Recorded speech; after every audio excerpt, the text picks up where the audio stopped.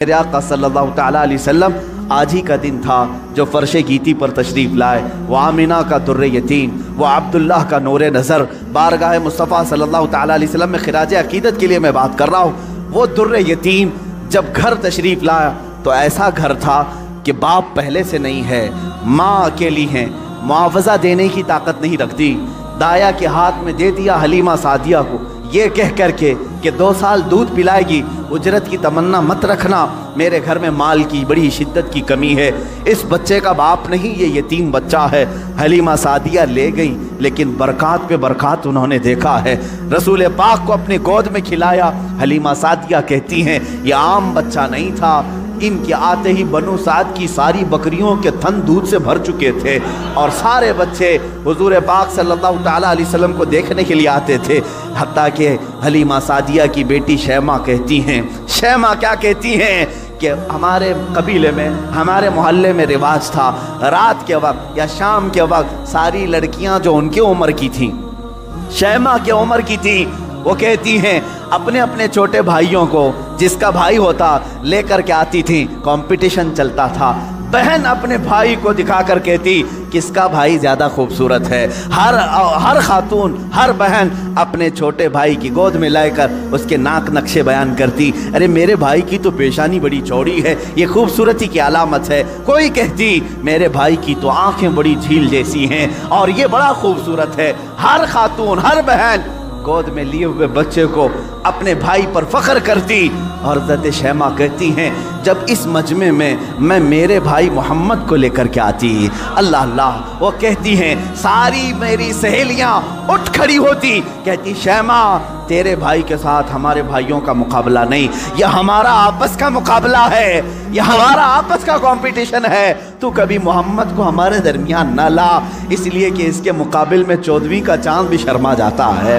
یہ بنو سعد کی خواتین کا کہنا ہے. حضرت شیمہ کہتی ہیں اس مقابل میں میں کبھی رسول پاک کو لے جاتی تو وہ ایکسیپٹ نہیں کرتی، کہتی کہ شیمہ تیرے بھائی کے ساتھ ہمارے بھائیوں کا مقابلہ نہیں. وَأَحْسَنُ مِنْكَ لَمْ تَرَ قَطُّ عَيْنِي وَأَجْمَلُ مِنْكَ لَمْ تَلِدِ النِّسَاءُ. یا رسول اللہ آپ سے زیادہ حسین میری آنکھوں نے دیکھا نہیں، آپ سے زیادہ جمیل کسی ماں نے جنا نہیں. وہ 2 سال کی عمر پاک میں حلیمہ سعدیہ دوڑتی ہوئی واپس مکہ لے آئیں اور حضرت آمنہ سے کہا میں نے 2 سال کا عرصہ آپ سے مانگا تھا، لیکن 6 مہینے اور بڑھا کر کے دے دو، اجرت بھی نہیں چاہیے، معاوضہ بھی نہیں چاہیے. لیکن حضرت بی بی آمنہ نے اپنے پاس اپنے صاحبزادے کو رکھ لیا. 2 سال کے عرصے میں گھر میں کتنے افراد ہیں، کون ہیں؟ باپ نہیں ہے، دادا ہے عبد المطلب، وہ بھی بڑھاپے کو پہنچے ہوئے ہیں. رسول پاک صلی اللہ تعالیٰ علیہ وسلم اپنے دادا کی سرپرستی میں ہیں. 6 سال کی عمر میں اپنی ماں کے ساتھ ننیحال کا سفر کیا، مدینہ کا سفر کیا.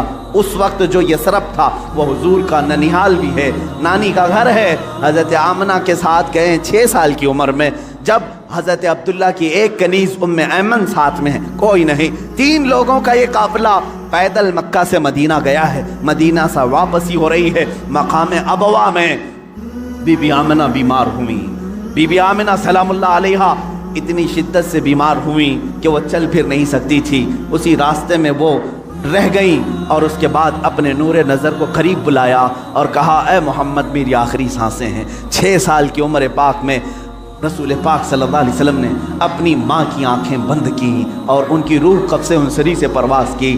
وہ 6 سال کی عمر میں اپنی مقدس ماں کا جسم مبارکہ اٹھاتے ہیں، قبر میں دفن بھی کرتے ہیں اور اپنے والد کی کنیز کے ساتھ واپس مکہ آتے ہیں. اب کون تھا اس محمد عربی کے ساتھ؟ نہ باپ ہے نہ ماں ہے. وہ در یتیم پوری کائنات کے یتیموں کا آقا بنا ہے، پورے یتیموں کا ماوا و ملجا بنا ہے. لیکن اللہ نے اسے در یتیم پیدا کیا.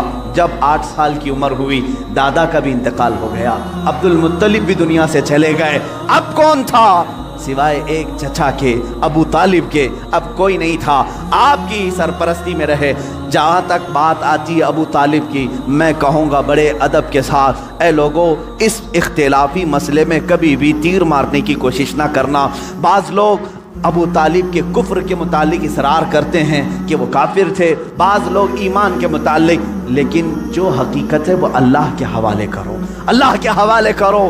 رسول پاک صلی اللہ تعالیٰ علیہ وسلم کو انہوں نے جان سے زیادہ تربیت کی ہے، یہاں تک کہ مکہ والوں سے انہوں نے کہا تھا جب رسول پاک نے اعلان نبوت کیا تھا، ابو جہل، عتبہ، شیبہ سب نے آ کر کہا ابو طالب اگر یہ تیری نگرانی میں نہ رہے تو ہم اس کا کچھ سے کچھ کر دیں، تو محمد ہمارے حوالے کر دے۔ جانتے ہو ابو طالب، مجھے بڑی تکلیف ہوتی ہے جب سرے سے کوئی آدمی ان کو بالکل کافر مشرک گردانے، میں کہتا ہوں کف لسان تو کرو، زبان کو روک تو لو، جو معاملہ ہوگا قیامت کے دن دیکھا جائے گا۔ حضور کے چچا ہیں لیکن عشق کی بات تو دیکھیں، وہ مکہ والوں سے کیا کہتے ہیں؟ کوئی محبت کرنے والا ہی یہ جملے کہہ سکتا ہے۔ مکہ والوں سے انہوں نے کہا اے مکہ والوں سن لو، تم اگر میرے ایک ہاتھ میں چاند رکھ دو، دوسرے ہاتھ میں سورج رکھ دو، تب بھی میں محمد تمہارے حوالے نہیں کر سکتا۔ یہ ابو طالب کے الفاظ تھے جو رسول پاک کے لیے انہوں نے فرمائے تھے۔ میں ادب سے کہتا ہوں لیکن پھر ساتھ میں ایمان و کفر کا معاملہ اللہ کے حوالے کرتا ہوں، اس لیے کہ اس پوری قوم کو نہ جنت دینا ہے نہ دوزخ دینا ہے، نہ قیامت کے دن تمہارے ہاتھ میں فیصلہ ہے نہ میرے ہاتھ میں فیصلہ ہے۔ ابو طالب جنت میں جائیں گے کہ جہنم میں جائیں گے، میں کون ہوتا ہوں فیصلہ کرنے والا؟ نہ اعلیٰ ملائکہ میں سے ہیں ہم، نہ فرشتوں میں سے ہیں، بلکہ اللہ رب العزت کے حوالے ہے یہ فیصلہ، ہر ایک کے جنت و دوزخ کا فیصلہ۔ بہرحال 12 سال کی عمر میں ابو طالب نے رسول پاک کو اپنا ساتھی بنا لیا۔ ایسا مجھے بتاؤ ابو طالب پر جب بھی باتیں آئیں ادب کے ساتھ کہو، ادب کے ساتھ کہو۔ میں نے ابو طالب کو بہت پڑھا ہے، وہ رسول پاک کو چھوڑ کر ایک لمحہ بھی نہیں رہتے تھے، ایک لمحہ نہیں رہتے۔ 12 سال کی عمر میں جب انہیں یمن کی تجارت پہ جانا تھا، ابو طالب نے انہیں چھوڑا نہیں، رسول پاک کو تجارت کے سفر میں ساتھ لے لیا۔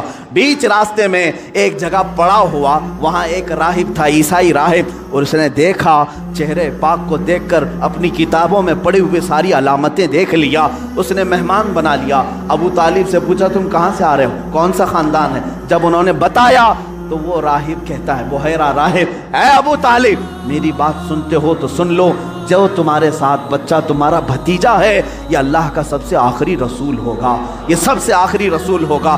تم جا رہے ہو شام یا یمن، وہاں یہودی اس کے جانی دشمن ہوں گے، وہ بچے کو مار ڈالیں گے، قتل کریں گے، لہٰذا تم اپنی تجارت کا سامان یہیں بیچ دو اور واپس مکہ لے جاؤ۔ ابو طالب نے صرف رسول پاک کی جان کی حفاظت کے لیے پورا تجارت کا قافلہ وہاں بیچ دیا، واپس مکہ تشریف لائے۔ ابو طالب نے 25 سال کی عمر تک رسول پاک کی ایسی تربیت کرتے رہے۔ میرے آقا صلی اللہ تعالیٰ علیہ وسلم کی پرورش میں انہوں نے کوئی فر و گزاشت نہیں کیا، کچھ نہیں چھوڑا۔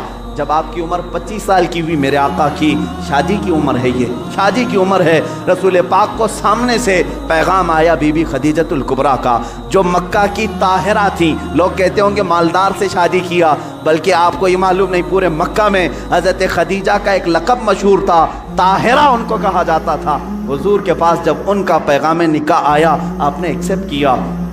آپ سوچیں 25 سال کی عمر میں 40 سال کی خاتون سے نکاح کرنے والا صرف عورتوں کا دل دادا نہیں ہو سکتا، وہ بھی بیوہ عورت، دو شوہر ان کے ہو چکے تھے، اس سے پہلے انتقال کر چکے تھے، تیسرے شوہر میرے آقا ہیں۔ رسول پاک صلی اللہ تعالیٰ علیہ وسلم کی شادی ہو رہی ہے، شادی کا جو خطبہ نکاح ہے کوئی اور نہیں، ابو طالب ہی پڑھ رہے ہیں۔ ابو طالب نے خطبہ پڑھا، خطبے کے الفاظ بھی دیکھیں، کہیں ایک شرک نہیں، کہیں ایک کفر نہیں، بلکہ اللہ کی حمد و ثنا ہے، رب ذوالجلال کی تعریف و توصیف ہے۔ اس کے بعد رسول پاک کی تعریف بھی اس خطبے میں موجود ہے، وہ خطبہ آج بھی موجود ہے، کتابوں میں لکھا ہوا ہے۔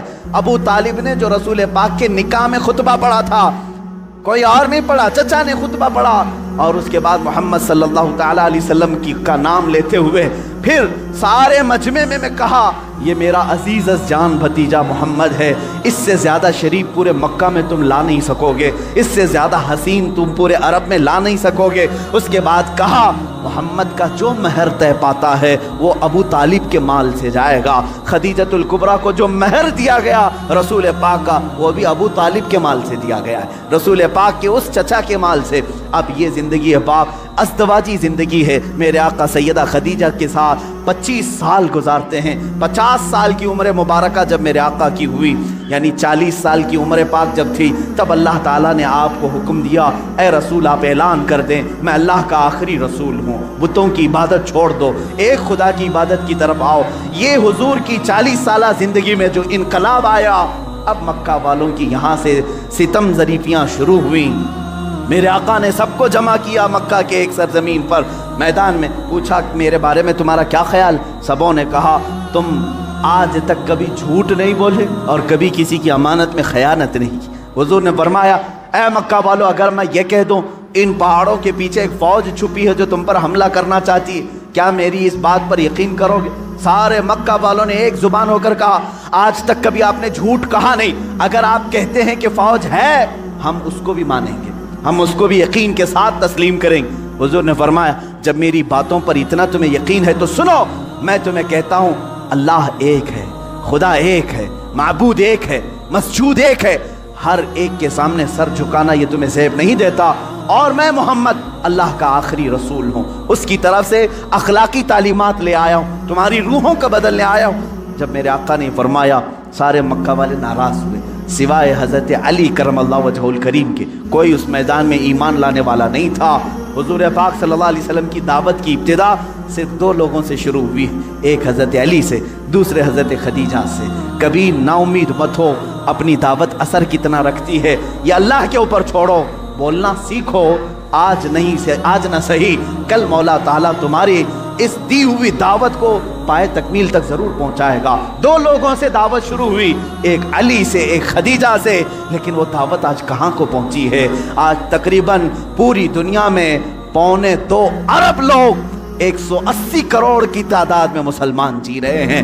وہ دو لوگوں سے شروع ہونے والی دعوت 200 کروڑ کو پہنچ چکی ہے، لیکن ایسا سیل رواں ہے کہ تھمنے کا نام نہیں لیتا۔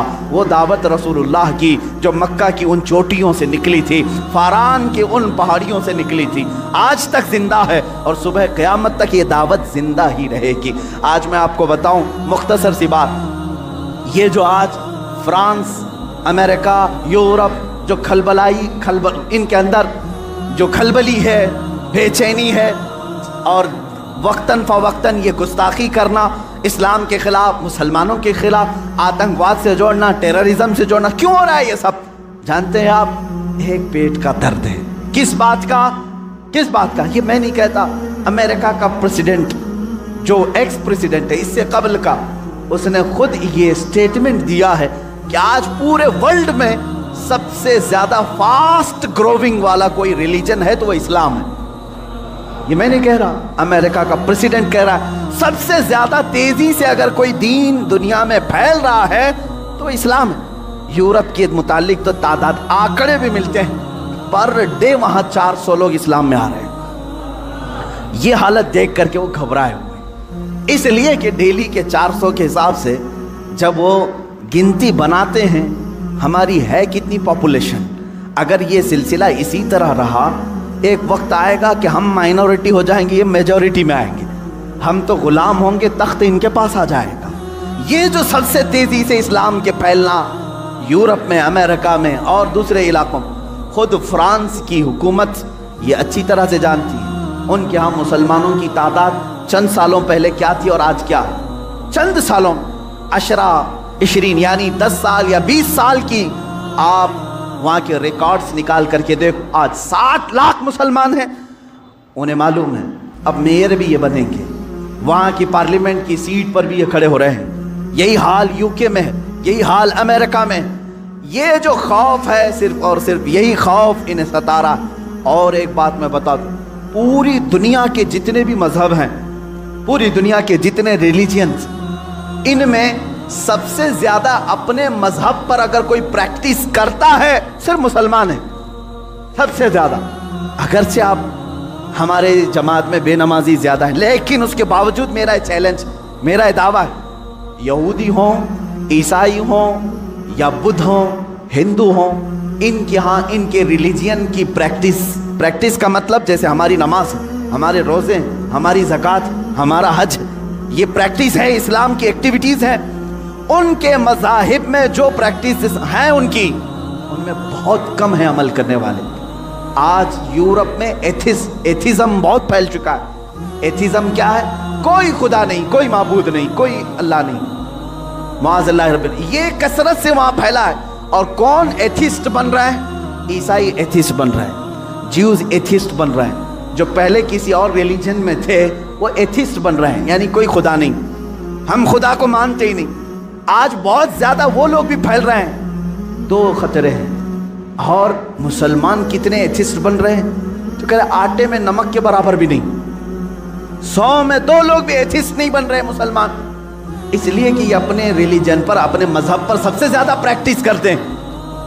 دوسروں کے ہاں ہفتے میں 1 بار عبادت ہے, لیکن مسلمان کے ہاں دن میں 5 مرتبہ.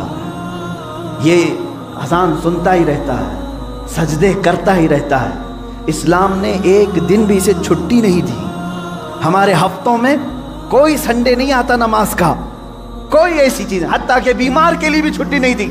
سب سے زیادہ اپنی پریکٹس جو کرتا ہے, مثال کے طور پر آپ کو عقلی طور پر میں سمجھانے کے لیے کہوں گا, جو بندہ جیم کرتا ہے اسے معلوم ہے ڈیلی اگر ورک آؤٹ جاری ہے تو اس کا جسم سلامت ہے. چند دن اگر چھوڑ دے گا تو ادھر ادھر پھیل جائے گا. ہوتا ہی یہی, سب کو معلوم. جو سب سے زیادہ پریکٹس کرتا رہتا ہے وہ اپنی فیلڈ پر جمع رہتا ہے. تو جو مسلمان نمازوں کے ساتھ ہیں, زکوٰۃ کے ساتھ ہیں, روزے ہر سال ہیں ان کے, زکوٰۃ ہر سال ہیں, 1000 رکاوٹیں آئیں, سال میں 40 لاکھ کا مجمع عرفات میں پھر بھی جمع ہوتا ہے. تو یہ جو اسلام کی پریکٹس ہے مسلمانوں کی, یہ کھلبلی مچا رہے ہیں. دوسرے کسی ریلیجن میں اس قدر عمل نہیں دیکھا جاتا, اور ایتھسٹ بھی یہ نہیں بن رہے. ان کے جو ہیں وہ چھوڑ کے جا رہے ہیں, یا تو اسلام میں جا رہے ہیں, ایتھسٹ ہو رہے ہیں. ان قریب انہیں یہ خطرہ محسوس ہونے لگا کہ اسی طرح یہ چھوڑ دیا جائے تو یہ جو آج تالاب کی شکل میں یورپ میں ہے, کنویں کی شکل میں فرانس میں ہے, کل یہ سمندر کی شکل بن جائے گا اور پھر سب کو بہا لے جائے گا. اس لیے چاہتے ہیں کبھی ان کے نبی کے کارٹون بناؤ, کبھی قرآن پر حملہ کرو, کبھی اسلام پر, اور لوگوں کو دہشت گرد بنا کر کے ان کے خلاف غم و غصہ عام لوگوں میں ڈالو. لیکن ہو نہیں رہا ہے, ہو نہیں رہا ہے. بعض مسلمان چہرے یہ پکڑتے ہیں, جیسے اسامہ بن لادن کو پکڑا اور پوری دنیا میں بتانے کی کوشش کی داڑھی والا, امامے والا آتنکواد ہوتا ہے, ٹیررسٹ ہوتا ہے. لیکن حیرت کی بات ہے, آپ کو میں بتاؤں, 9/11 کے بعد, 2001 کے بعد امریکہ کی ہسٹری میں دیکھا گیا, اس سے 100 سال پہلے 100 سال کی ریکارڈ میں اتنے مسلمان نہیں ہوئے تھے جو 10 سال کے اندر ہوئے. 10 سال کے اندر ہوئے اتنی تیزی. جب بار بار کہا گیا آتنکواد ہے, یہ آتنکواد ہے, تو بیچارے جو کبھی اسلام کو جانتے نہیں تھے انہوں نے قرآن اٹھانا شروع کیا, سیرت مصطفیٰ پڑھنا شروع کیا. دیکھتے تو ہیں صحیح, کیا قرآن حقیقت میں ٹیررزم سکھاتا ہے؟ کیا محمد آتنکواد سکھاتے تھے؟ جب وہ پڑھتے ہیں تو پھر کہتے ہیں اسلام کی فطرت میں وہ قدرت نے وہ لچک دی ہے, جتنا ہی دباؤ گے اتنا ہی وہ ابھرے گا.